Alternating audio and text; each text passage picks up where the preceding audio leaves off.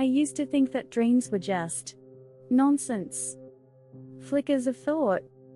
Random chemicals firing in your brain. Nothing more. But then I had a dream. And then I had it again. And again. And again. Always the same. A towering lighthouse. Waves slamming against jagged rocks. Heavy rain. Cold stone. And this overwhelming feeling of guilt. In the dream, I'd always reach the top of the lighthouse. But the light would already be out. The ocean would roar.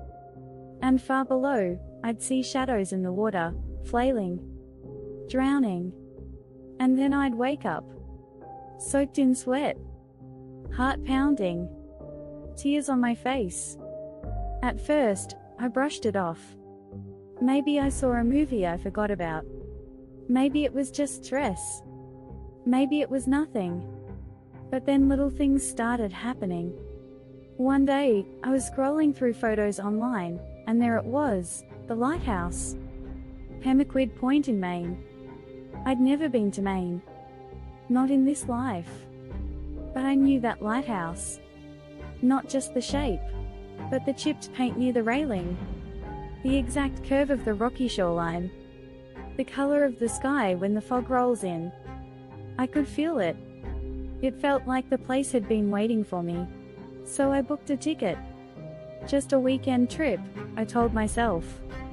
Just to satisfy my curiosity. Just to prove to myself that I was imagining things. But when I got off the plane and smelled the salt air, I started crying. For no reason I could explain. Driving down that winding road toward the coast, I felt like I was remembering it all, in reverse. Like my soul had already been there. Was already home. I stood on the cliff where the lighthouse sits. Tourists snapped photos. Kids laughed. But I stood frozen. Because I knew where everything was. I knew where the storage shed had once been, even though it was gone. I knew there used to be a garden near the north wall. And when I stepped inside the lighthouse itself, everything changed. The air felt heavier. Like I'd stepped through a veil. As I climbed the stairs, my chest tightened. Each step echoed like thunder. By the time I reached the lantern room, my vision blurred. And then it hit me, a full-blown panic attack. My knees buckled. My hands trembled. I dropped to the floor and felt like I was going to pass out. All I could hear was screaming. Not in the room, but inside me. I heard the storm, the wind, the desperate voices from the sea. And I heard a girl's voice, whispering through my teeth. I'm sorry. I'm so sorry. I tried. Back home, I couldn't sleep. The dreams got worse. More vivid. More detailed. I started waking up with bruises on my legs. Salt on my skin. And the scent of smoke in my room, even though nothing was burning. So I found a regression therapist. Someone who specialized in past lives. I still wasn't sure if I believed it all. But I needed answers. During the session, I was led into a deep hypnosis. Guided down a spiral staircase in my mind. Room by room. Deeper and deeper. Until the vision opened. And then, I was her. My name was Eleanor Bright. It was the year 1853. My father was the lighthouse keeper at Pemaquid Point. But he'd fallen ill. And that night, a storm rolled in. We were supposed to light the beacon before dark. It was the only warning ships had along that stretch of coast. But the wind was fierce.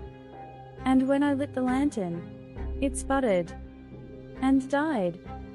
I tried again. And again. But the oil had spilled. My hands were shaking. I was terrified. And by the time I got it going, it was too late. I heard the ship crash. The screaming.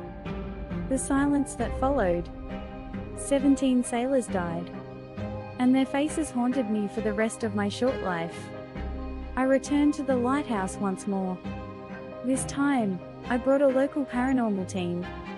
We entered the lighthouse just after sunset. Everything felt charged. The air itself seemed to hum. They set up a spirit box in the lantern room. Just white noise. At first. And then, a voice. A woman's voice. Breathy. Broken. It said, "Eleanor, you've come back." Then silence. Then again, "You let us die." I felt frozen to the spot. The others looked at me in shock. Then one last whisper, "Light it." And the box went dead. That night, I stayed at a small inn nearby. There was an antique mirror in the room. I kept catching glimpses in it, not of me, but of Eleanor. Hair tied back. 1850s clothing. Red in the cheeks from running. She looked exhausted. Around 3 a.m., the lights began to flicker. Then the mirror cracked down the middle, without a sound. I left the room and slept in my car.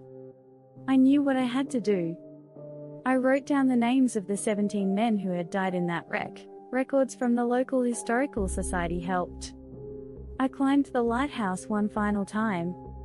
Lit a small lantern. And read their names, one by one. As I said the final name, a strong gust of wind blew the candle out. But I felt peace. Not fear. Something had shifted.